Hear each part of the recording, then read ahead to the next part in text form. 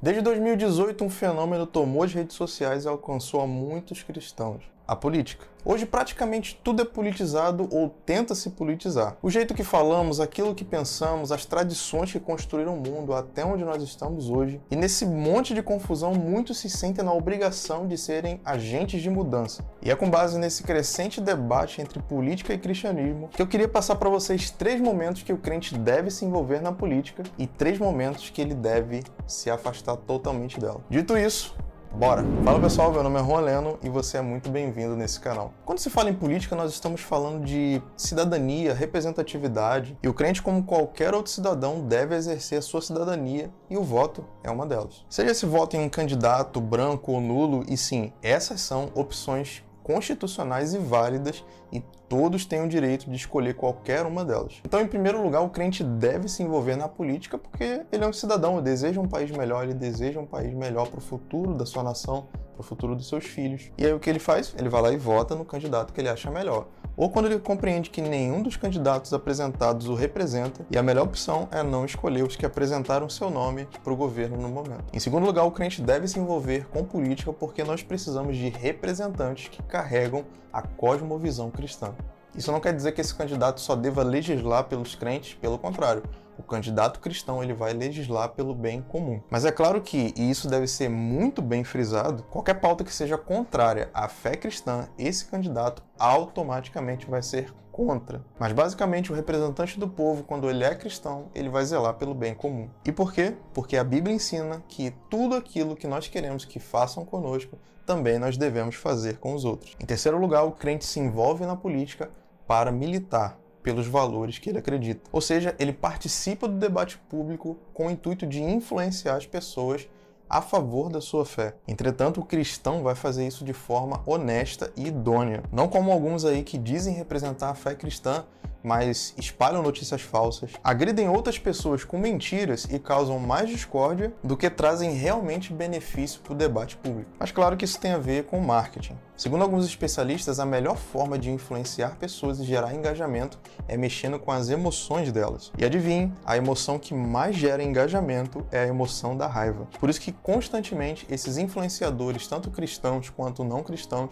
estão tentando gerar raiva no público, ou para gerar mais engajamento no conteúdo, ou pior, para gerar uma cortina de fumaça que vai esconder algum erro ou alguma falha de algum político. Você pode parar para perceber que na maioria das vezes que você compartilha alguma coisa relacionada à política, é porque você está com raiva. E tenha certeza que esses compartilhamentos são muito bem pensados. Beleza, Juan? Então agora, quando o crente deve se afastar da política? Bem, a primeira coisa é quando aquilo que você está desenvolvendo politicamente sobrepõe a sua responsabilidade como crente. Sabe quando a sua vida tem mais presença de política do que de Deus? Sabe quando você dedica mais tempo a isso do que às coisas do Senhor? Ou quando o seu candidato se torna o seu Messias, o seu Salvador, ao invés de Cristo? Pois é, esse é o momento que você deve se afastar da política e se voltar totalmente para Deus. Porque como crente nós somos chamados a militar pelo Evangelho. Então se alguma pauta política está te levando a se afastar desse propósito, então isso é um indicativo de que é tempo de sair. É claro que muita gente vai dizer que está fazendo o que está fazendo pelo Evangelho, mas eu te convido a ser sincero com você, fazer uma autoanálise, uma autoavaliação e pedir a Deus que te revele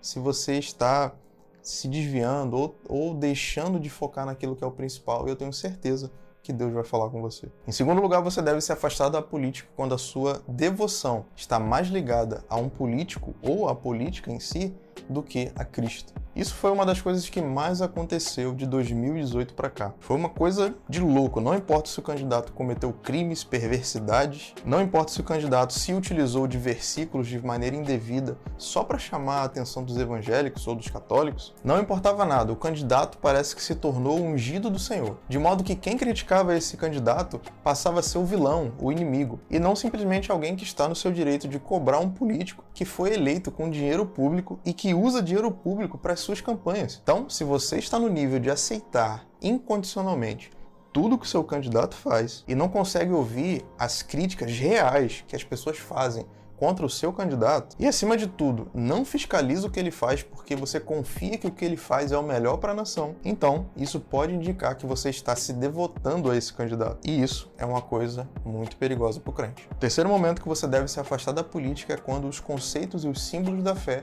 começam a se confundir com a política ou com algum político. Sabe quando você acha que o candidato foi enviado por Deus? Sabe quando você acha que esse candidato está seguindo os passos de Deus só porque ele fala 1 ou 2 versículos ou vai até as igrejas para agradar os religiosos? E aqui eu queria abrir um parêntese que é muito claro na Bíblia que todo governo é instituído por Deus. Isso está em Romanos 13. Mas crer que tudo, literalmente tudo que o candidato faz procede de Deus, aí já fica meio perigoso. Falando abertamente sobre os candidatos mais em destaque, Lula e Bolsonaro, um monte de crente achou que a facada do Bolsonaro foi um martírio de um herói que estava buscando salvar o povo contra o comunismo, enquanto a prisão do Lula foi uma tentativa do sistema do capitalismo malvadão de prender alguém que luta pelas pessoas e que é honesto e que ama cuidar dos mais necessitados. Esse tipo de pensamento mostra como as pessoas pegam os símbolos cristãos e projetam o significado disso em algum homem, e isso é uma profanação horrenda do nome de Deus. Quando o seu candidato, que não é convertido, vai até uma igreja e sobe no altar que é do Senhor para pedir voto e fazer discurso e receber oração,